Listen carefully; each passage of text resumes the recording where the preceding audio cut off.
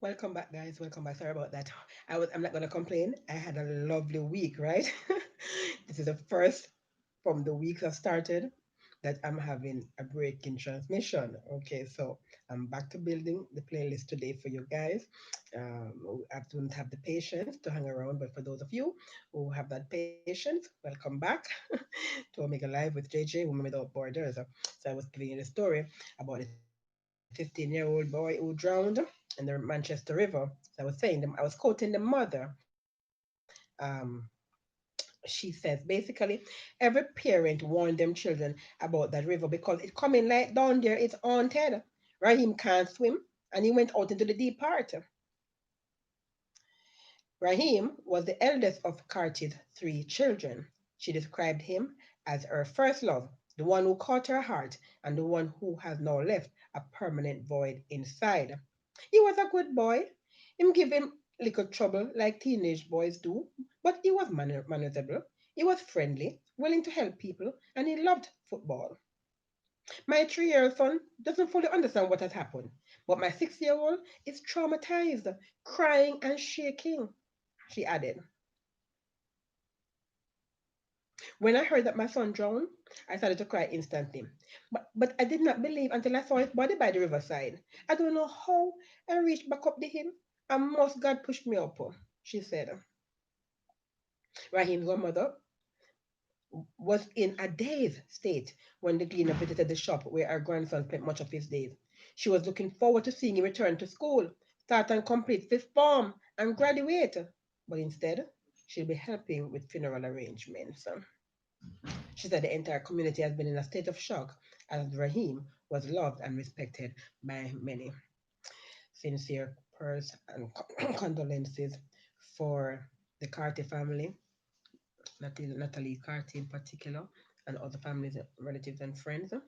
May his soul rest in peace. Guys, I'm not going to spend much time on that except to say, you understand, you see what disobedience can cause, right? Mm-hmm. It is so good to be obedient. And here it is. Teenage boys will be boys. We understand that, you understand. But you see what has happened as a result of disobedience. This child was warned not to go into the river. Yeah. Worse, he cannot swim.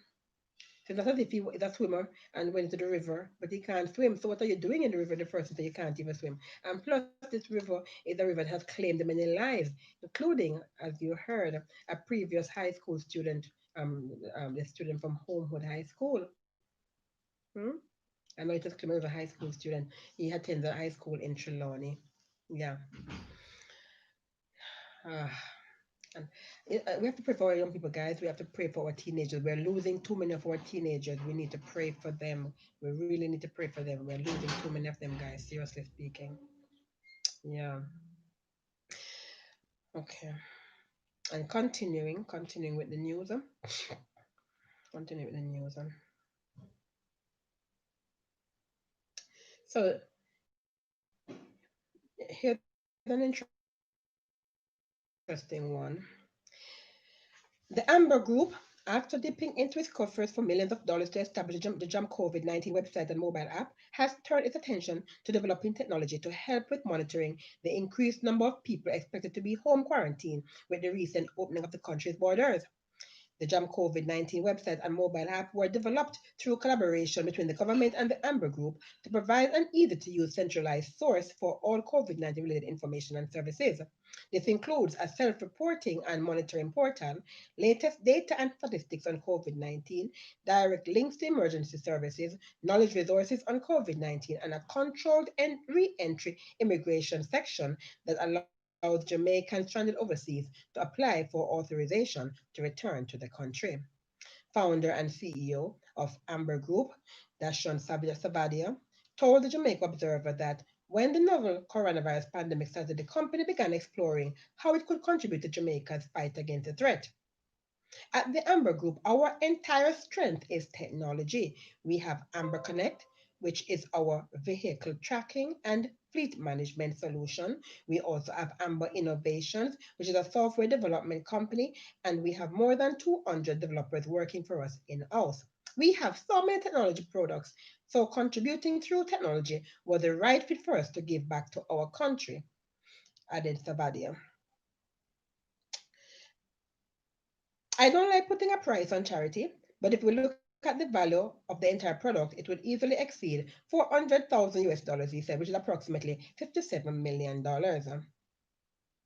The entire solution have been provided free of cost to the government. To date, we have not charged a single cent to the government for the support we have provided through the Amber Group, not even a cent, declared Savadio, who first came to Jamaica in 2012 on a humanitarian mission for the Arts of Living Foundation and has since established the home base of Amber Group here.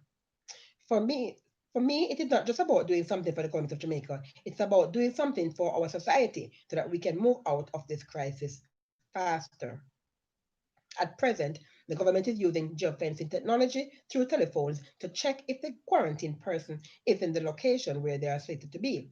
If the person is not at that location, then it creates an alert in the back end for the Jamaica Constabulary for the JCF Command Center to see that this person is not in the quarantine location and for the police to take necessary action.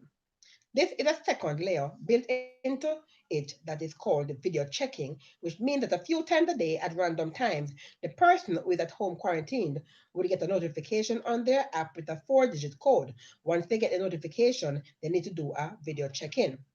However, with the increased number of persons returning to the island, bracelets could be used to ensure that they obey the quarantine. Bracelet tracking is not something that is uncommon, and somehow it will become a necessity at some point when the traffic is high, and then you want the high risk people to be better monitored, Savadia said. Hmm. Yeah. So, guys, my 2 cents. Bracelet tracking. You know who they put bracelet tracking on, right? Criminals, don't it? I don't think I'm going to say one more word on that story. Yeah. You're all intelligent people, my people. You are very intelligent people, and I'm not going to insult your intelligence. Yeah.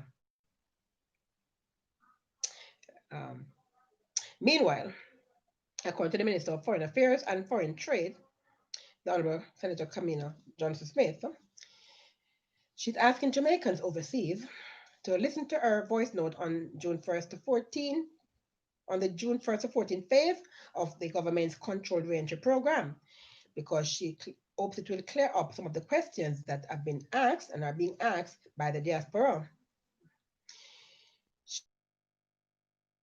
She said to also note that major airlines are aware that we are allowing in flights for nationals, but the government of Jamaica, sorry, does not control their commercial decisions on whether or not to fly or cancel. However, the government is working with the airlines, so there should be soon be more flights to bring nationals home.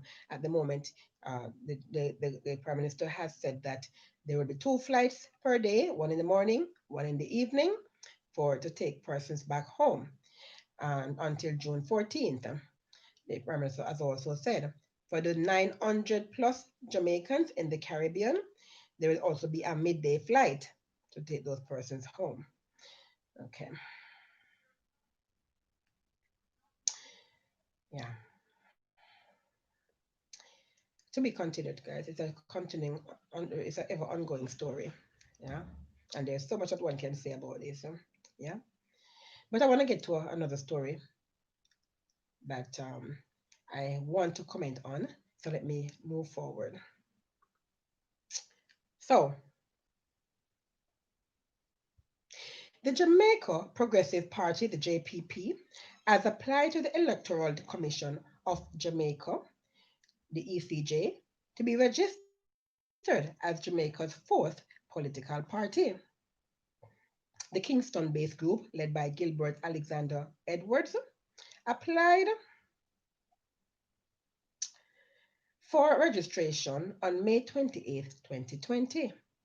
The Commission said the applicant party is now provisionally registered, having fulfilled the requirements of the 7th Schedule Representation of the People Amendment Act of 2014.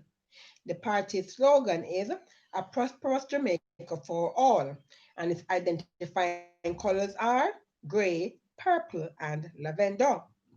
The ECG said it is in the process of conducting investigations pertaining to the party's submissions and invites members of the public with probable cause to register objections to the registration of the applicant party. Objections may be submitted up to 30 days from the date of the first publication of the notice in the Gazette or any local daily newspaper. So you have 30 days in which to voice your objections, if any, for the formation of this party, or the registration rather of this party. The Commission noted that registered political parties are eligible to contest future elections and will have their finances monitored by the ECJ.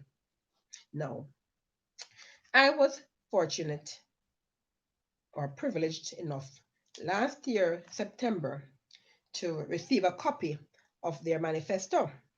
Yeah, and guys, I must tell you that it looks good.